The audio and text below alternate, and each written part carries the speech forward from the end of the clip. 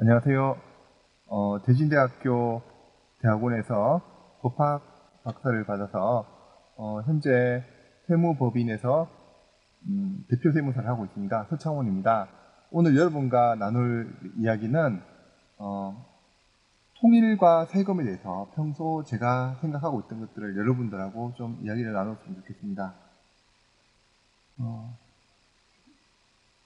통일 세금 이야기하면 통일세 이야기가 나오시는데 그 전에 여러분들께서 조금 생각하셔야 될 부분이 있을 것 같습니다. 그 세금이라는 것은 기본적으로 국가가 아니면 지방자치단체가 공공 서비스를 제공하기 위해서 국민들에게 세금이라는 그 재원을 걷어서 그걸 가지고 사용을 하는 거죠. 그죠? 그러다 보니까 기본적으로 국민들에게 그 조세를 나눈다고 생각하면 이 부분은 국민들이 사유재산이라든지 소득이라든지 이런 부분들이 있어야지 하겠죠.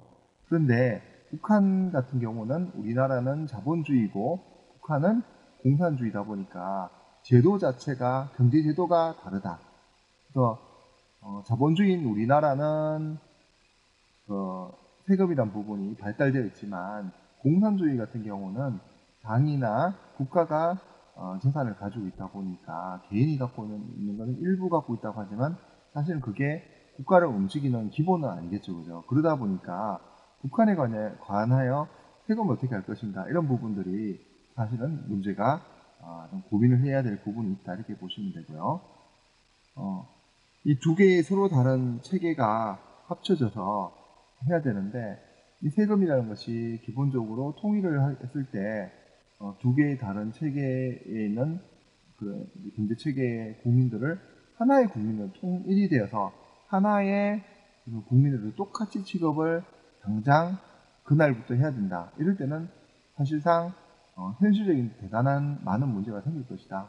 왜냐하면 세금에 대한 부분은 뭐 여러 가지가 있겠지만 우리나라 같은 경우도 복지에 대한 부분이 상당히 많은 부분을 차지하고 있는데 이 복지 관련된 부분에서 통일하는 순간에 북한 주민들에게도 남한에 있는 국민들과 동일한 수준의 복지 혜택, 의료 혜택을 부여하겠다. 그러면 이거는 하고 싶은 부분이기도 하지만 현실적인 부분에 그 재원을 어떻게 마련할 것이냐. 그 부분에서는 어쩔 수 없이 일정 기간 동안은 한시적으로 두 개의 체계가 사실 달리 법적인 부분을 적용할 수밖에 없지 않을까. 현실적인 문제에서는 그러다 보니까 통일이라고 하지만 일정 기간 동안은 통이가 될 수밖에 없을 것이고 그 과정을 거쳐서 다시 하나의 통일이 되지 않을까 싶습니다. 세금에 대한 부분은 결국은 이 재원을 마련하는 부분인데 재원은 기준에 따라서 영입과세 이익이 있는 사람이 낸다. 그러면 기존에 비용이 감소를 했던 사람이 낸다든지 아니면 추가로 이익을 보는 사람이 내야든지 이런 부분이고 없는 과세는 능력 있는 사람이 많이 낸다. 이런 기준입니다. 이게 조세에 관련해서 부담하는 기준인데 이거에 대해서 두 개의 부분이 하나로 합쳐졌다 해서 뭐 능력 있는 사람이 내라고 하는 단순한 그런 관점으로만 가버린다면 이 부분은 남한에 있는 사람들이 납세자들에게 너무 일시적인 많은 부담을 주다 보니까 이 속도에 대한 부분과 규모에 대한 부분에 대한 부분이 국민적인 전체적인 그런 생각을 하고 있습니다. 그리고 세금 관련해서는 보통세와 목적세가 있는데 통일 관련된 특정한 목적에 사용하겠다고 하면 그 부분은 그 재원을 받아서 일반적인 곳에 쓰는 것이 아니고 목적에만 사용할 수 있는 목적세 형태로 부여하는 것이 맞지 않겠나요? 세금이 소득과 재산에 대해서 부과를 하는데 소득은 개인이냐 법인이냐 일정 기간 동안에 소득이 발생해도 소득에 대해서 세금을 낸다. 이 부분에 대해서는 누구도 사실 이제 부인할 수 없는 부분이고 단지 세율을 얼마나 할 것인가 이런 부분들이 기술적인 부분만 있을 뿐인 것 같아요. 하지만 재원이 더 많이 필요하면 어쩔 수 없이 세율이 더 높아져야 되고 세율이 높아지다 보면 경쟁되는 다른 나라들과의 경쟁에서 이것 또한 좀 어려움이 있지 않을까. 그래서 적절한 세율은 어느 정도 될 것인가, 이런 부분 합의도 필요할 것이고, 재산에 대한 부분도 재산을 취득할 때 아니면 보유를 할 때, 처분을 할 때 이때마다 세금을 부과를 하는데 이걸 과연 어떻게 할 것인가.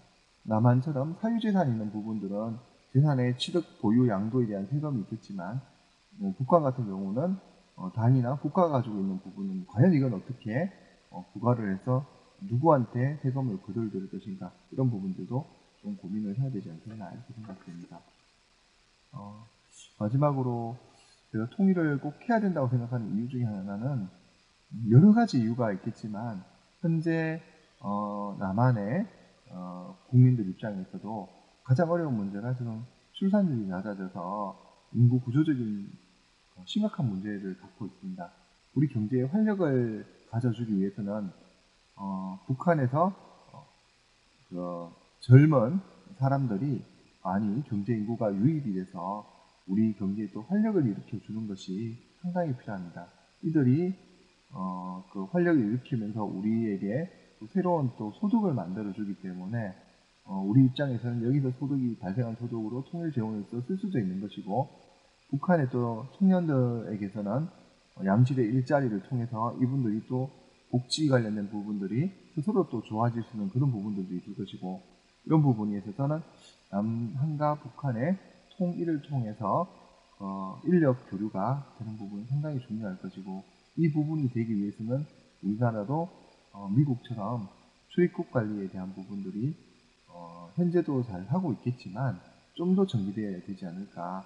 뭐 영주권이라든지 시민권이라든지 이런 개념에 대한 부분들도 뭔가 좀 정해져야 될 것이고, 특히나 노동허가에 대한 부분, 북한과 남한의 사람들이 어떻게 서로 왕래를 하면서 서로의 기존의 질서를 일시에 무너뜨려서 혼란이 일어나는 것이 아니고, 서로가 순리적으로 해서 남한에서는 남한대로 북한 덕분에 도움을 되는 것이고, 북한에서도 또 남한 덕분에 또 뭔가 도움이 될 것이고, 서로서로 도움이 되면서 궁극적으로 하나가 되는 그런 과정을 그 세금이라는 측면에서 생각을 한번 해봤습니다.